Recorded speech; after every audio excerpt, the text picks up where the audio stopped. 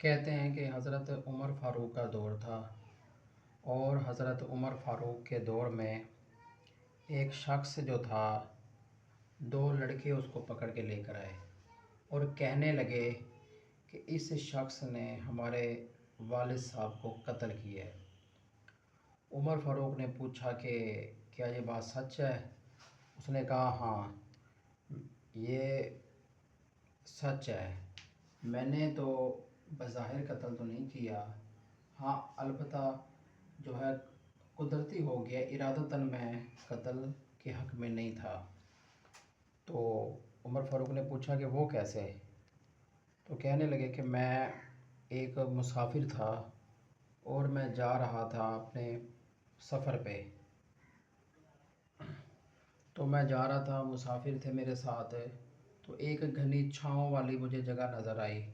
میں نے اس جگہ پہ اپنی گھوڑی کو اور خود کو تھوڑا سا آرام کرنے کے لیے بیٹھا، تو اچانک ایک بزرگ تھا جو کہ ان کا والد صاحب تھا، وہ آیا اور اس نے آ کے ایک زوردار پتھر دے مارا، اور وہ جو پتھر تھا وہ اتنی زور سے میری آنکھ پہ لگا کہ میری آنکھ کی بینائی جاتی رہی اور مجھے غصہ آ گیا، اور میں نے اس غصے کی حالت میں وہ پتھر دوبارہ اٹھایا اور اس بزرگ کے سر پہ دے مارا۔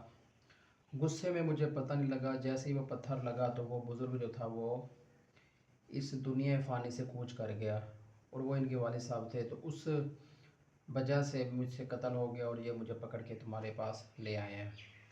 عمر فاروق نے کہا کہ قتل کا بدلہ تو قتل ہوتا ہے، اگر تم نے واقعی قتل کیا اور تم اس چیز کا اقرار کر چکے ہو تو تمہیں پھانسی کے پھندے پہ لٹایا جائے گا، مطلب کہ سزائے موت دی جائے گی۔ اس نے کہا کہ ٹھیک ہے، میں سزائے موت لینے کے لیے تیار ہوں، مگر میری ایک چھوٹی سی جو ہے آپ لوگوں سے ایک ریکویسٹ ہے کہ میں مسافر تھا، میرے پاس کچھ امانتیں ہیں کچھ لوگوں کی، اور وہ امانتیں میرے علاوہ کسی کو نہیں پتہ کہ وہ کہاں پہ پڑی ہیں، اور وہ امانتیں میں ان کے جو مالک ہیں، جو ان کے حقدار ہیں، ان تک باحفظ و امان پہنچانا چاہتا ہوں۔ اگر آپ میری مدد کر دیجیے اور 2 دن کا مجھے ٹائم دیجیے تو تیسرے دن میں آ جاؤں گا اور اپنی سزا بھگت لوں گا۔ ایک بار مجھے جانے دیں اور میری امانتیں جو ہیں جو میں نے لوگوں کو دینی ہے وہ مجھے ایمانداری کے ساتھ اور پہنچانے دیں۔ عمر فاروق نے کہا ٹھیک ہے، آپ جا تو سکتے ہیں، مگر ہمیں آپ لوگوں کے لیے آپ کے لیے ایک ضمانت کی ضرورت ہے، کوئی بندہ ادھر سے آپ کی ضمانت دے دے تو آپ کو روانہ کر دیں گے۔ اس نے ادھر ادھر دائیں بائیں یعنی کہ چاروں طرفوں دیکھا، اس کو کچھ نظر نہ آیا۔ اچانک ادھر ایک حضرت ابو ذر غفاری اٹھے اور انہوں نے فرمایا کہ میں اس کی ضمانت دیتا ہوں۔ عمر فاروق نے کہا کہ کیا تم اس کی ضمانت دیتے ہو؟ انہوں نے کہا ہاں، میں اس کی ضمانت دینے کے لیے تیار ہوں۔ اس نے کہا کہ تم جاؤ۔ 2 دن گزر گئے، تیسرا دن ہوا تو ساری محفل اکٹھی ہو گئی اور وہ شخص نہ آیا۔ وہ ظاہر سی بات ہے، جس کو پتہ ہو کہ میں نے جا کے پھانسی پہ لٹکنا ہے اور موت میرا انتظار کر رہی ہے تو وہ کیوں آئے گا؟ وہ جی نہ آیا۔ عمر فاروق نے کہا ابو ذر غفاری، کیا تم جانتے ہو کہ تم نے ایک ایسے شخص کی ضمانت دی ہے جس کو تم جانتے بھی نہیں تھے، اور وہ مسافر تھا، اور تمہیں پتہ بھی تھا کہ اس کو سزائے موت ملنے والی ہے؟ تو اس نے کہا ہاں میں جانتا ہوں اور میں نے ضمانت دی ہے، اگر وہ نہ آیا تو میں مرنے کے لیے تیار ہوں۔ بات چپ ہو گئی۔ کافی وقت گزرا تو ایک مطلب کہ موسم خراب تھا، اندھاری سی چلی، ہوائیں تیز چل رہی تھیں، تو اچانک آندھی میں سے ہواؤں میں سے ایک شخص مطلب کہ آیا تیزی سے اور دربار میں ان کی حاضر ہو گیا اور فرمایا کہ میں ہی وہ تھا مسافر اور میں اپنی سزا پانے کے لیے تیار ہوں۔ تو حضرت عمر فاروق اور لوگوں میں ایک تجسس سا پھیل گیا کہ یہ کیا ماجرا ہے۔ انہوں نے کہا کہ اے بندے، پہلے تو انہوں نے ابو ذر غفاری رضی اللہ عنہ سے فرمایا کہ تم نے کیسے اس شخص پہ بھروسہ کیا؟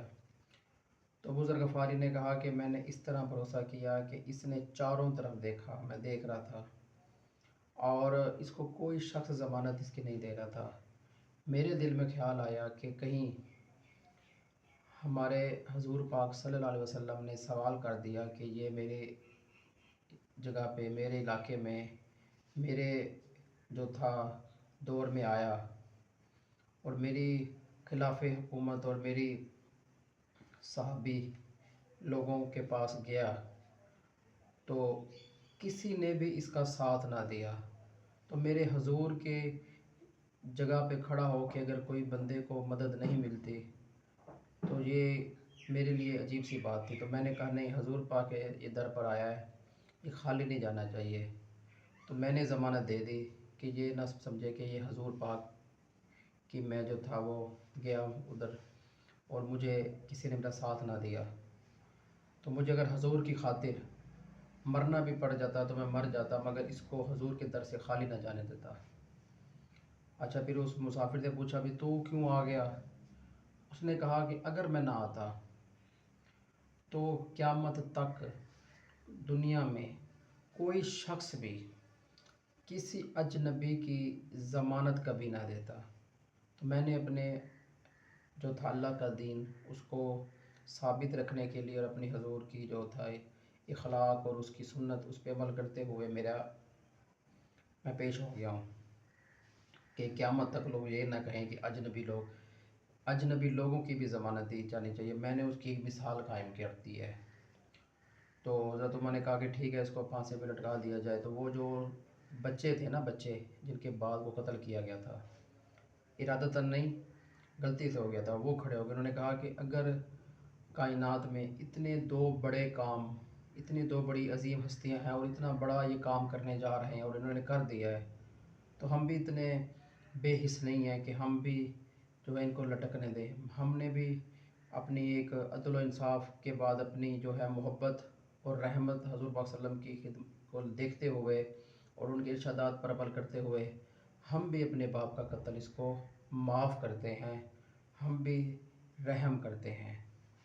انہوں نے بھی رحم والا معاملہ فرما دیا اور انہوں نے بھی اس اجنبی کو معاف کر دیا۔